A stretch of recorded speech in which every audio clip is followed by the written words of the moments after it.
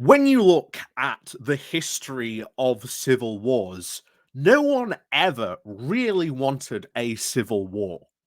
Like, civil wars don't just happen because everyone gets together and go, right, lads, we're going to go and have a civil war. Let's, you be on that side, we'll be on that side, and we'll have a right good old, rollicking fight. What fun that will be. That's not how civil wars happen. Civil wars, most of them happen purely by accident because that's just the scale and level that things fell into. And I have been saying this for a while, that with the way that the Tory party currently is, it is slid into a level of preparedness where you have a powder keg. We are talking like, you know, Pritzip is waiting around somewhere. Gabriel Pritzip is waiting on the streets of, on Belgrade somewhere. I think I've got this. Sarajevo, that's it. He's waiting on the streets of Sarajevo somewhere, waiting for Archduke Ferdinand's, cavalcade to come round the corner.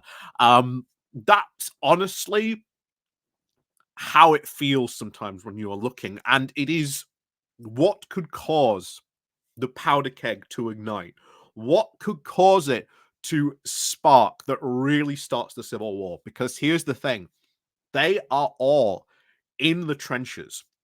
You've had a really bizarre poll this week, which polled Tory councillors who said that the party was too left wing.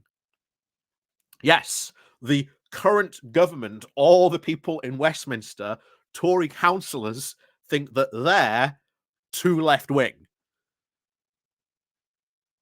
So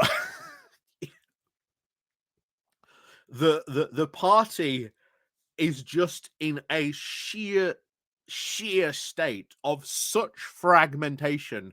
I think anything could set it off. And oh boy, I wouldn't be doing this video if I didn't think there couldn't be maybe some potential sparks. Maybe this doesn't spark something yet, but maybe this could lead to at least possibly directing the future direction of the Conservative Party, which seems to me to be going massively so right wing in a very, very, very fast direction. You think the current Tory party is right wing? Turns out we haven't seen anything yet. So, before we do go into this, please do remember to click on the like, share, and subscribe button.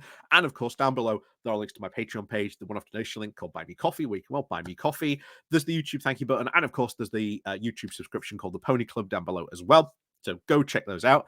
Of course, if you do join the Patreon or the Pony Club, you get a weekly video that I make for you guys. So do go check that out. You get access to all of them once you sign up to it. So there's currently like a lot of content that you get access to. But as always, thank you very much to all the people that do help support the channel. Even if you do, just click the like and share button. And of course, if you are new, hit the subscribe button. So first and foremost, here's a quick catch up because we're going to talk about a guy called Lord Cruddas. You may remember this name. We've talked about him before, all but very briefly. This was the guy who was behind the Conservative Democratic Association, if you remember that very briefly, fronted, of course, by Priti Patel. Being the idea that the Conservative Party was no longer democratic and had to be brought back to its more democratic roots. And that it was going to do that by saying, well, no, you don't understand. The current crop of MPs we have are just too centrist. We've got to get more right wingers. And he was putting a lot of money into a campaign and now has put even more money into a campaign to try and get local Conservative associations to unselect candidates. So get ready. If this campaign actually starts getting legs, starts taking off, oh boy. Oh boy, this could get interesting very quickly. So over we go to the Tory graph because they were the only ones who really covered this. But you'll see why at the moment because they are ultimately trying to encourage this. So this comes from the Telegraph with the title of Tory Grassroots group launches campaign to oust wet MPs. So, Tory's grassroots activists have now launched a campaign to oust wet MPs and move the party to the right. To which you should say, hold on, isn't the party already like right wing at this point? To which say, yes, it is right wing. The thing is, this is just not right wing enough. This is where we go back to the whole Brexit argument of, oh, we're doing Brexit, and then you would get the whole, once again, part here going, it's not Brexity enough. We need to, Brexit more, Brexit harder. So, yeah, again, things could get really, really crazy very, very quickly if they go on this. So, Conservative Post, a website linked to Lord Cruddas, a Tory donor who has given over £3 million to the party and is a Boris Johnson backer, is urging supporters to write to their local associations in an attempt to get rid of liberal centrist MPs. It has listed over 10 MPs it sees as the, quote, dripping wets, with those who oppose Thatcherite policies such as reducing the size of the state and cutting taxes. That seems to me very, very much added on to this, but it is free market fundamentalist view, and they're now saying, oh no, this is Thatcherism. This is Thatcherism now. Tax cutting the side of the state. Well, as I always said, if you're going to do that, what is it the government is no longer going to do?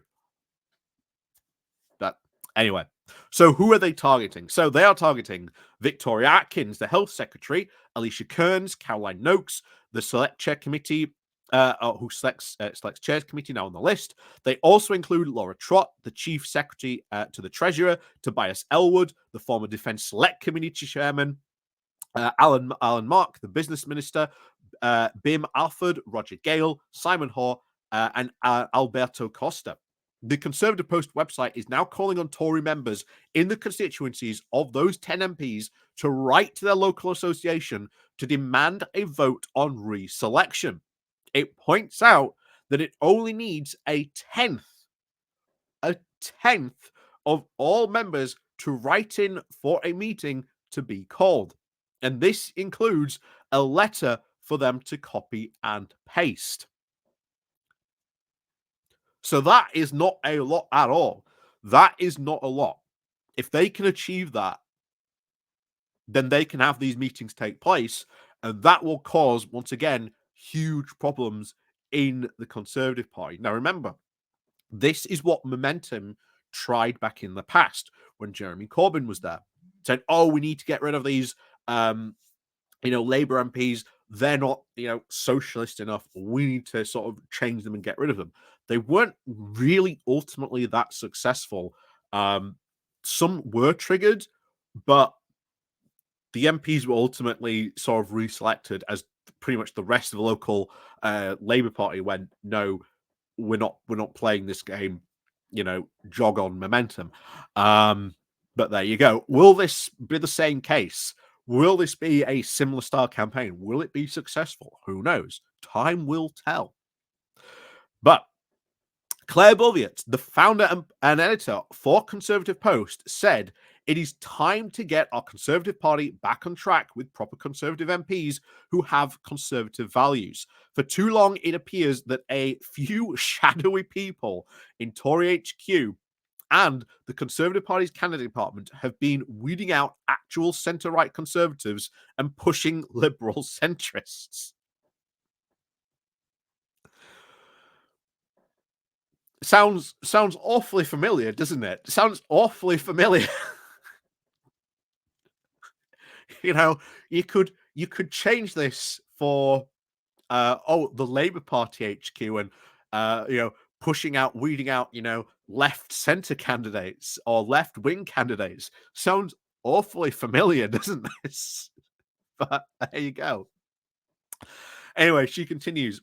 I personally know of some brilliant conservatives who have now put themselves forward as candidates only to be rejected in favor of the dripping wets.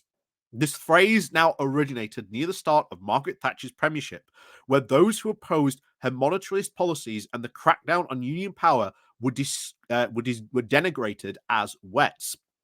Miss Vullian added, poll after poll shows that Britain is crying out for conservatism.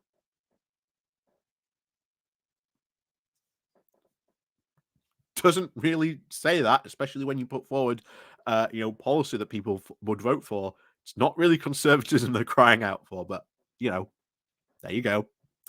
And what would be really bizarre if these people actually got in power, like they would do a lot of damage. But the problem would be is if they got in power, all that damage they would do, and then, well, we'd have to sort of undo that damage even more. And we've seen that over the past couple of years since Brexit. That's what they've been trying to do. We saw Truss do what she tried to do. It would be that on steroids. So, this is the danger of the sort of the Conservative Party at the moment, where they are going for this crazy free market fundamentalist view. And oh boy, of course, they're calling themselves, well, you don't understand, they're not true conservatives. Bear in mind, this is the exact same thing that is being pushed about Brexit at the moment, that, all those MPs, they weren't the true Brexiteers. They didn't perform true Brexit, as we saw just last week with the non-Brexit apology in the Telegraph.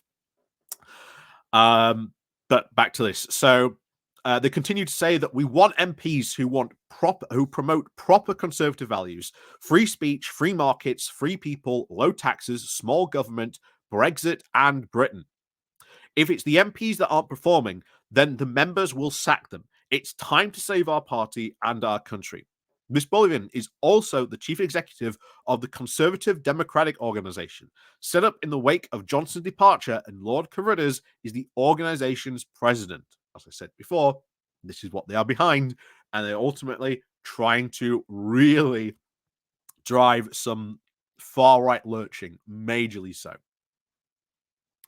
So the article in Conservative Post said, if you are a Conservative Party member, you have more power than they want you to know about. Did you know that if 10% of the association membership send a letter of no confidence in their MP, we can start deselecting those Conservative MPs who aren't actually being Conservative? For example, an association with 150 members would only need 15 letters of no confidence to go in to call for a special general meeting. Just because you get those 15 letters, does that mean that the rest of those members are then going to back you? Because this is what Momentum found, that when they got these special general meetings, the rest of the party went, what are you doing? So we'll see. We'll see how this works out. We'll see if this actually gains any momentum. We'll see if any of these targets actually start to go to these meetings or not. So, but they continued saying, it does not matter if your local parliamentary candidate has already been selected. A special general meeting has the power to change its mind. The website said the 10 MPs listed were those that members have told us that they want to see deselected first, adding that if you are a member of those associations, please send your letter now. So, all in all, yeah. Fun times potentially ahead. And as I said at the beginning, the Tory Civil War, or at least the coming Tory Civil War, is a powder keg. It is an absolute powder keg that could be ignited at any moment. And we don't know what will be the cause of it. Could this be the cause? This and I say grassroots in massive air quotes. If I could enlarge my hands to do a larger, one of those, I would do. But honestly, could this be the thing that finally kicks it all off? Maybe.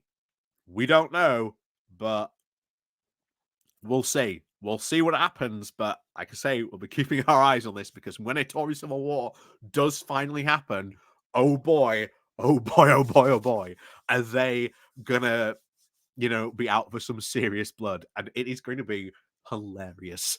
But as always, thank you very much for watching.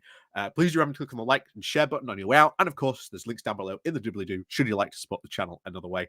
And of course, as always, we'll see you all next time.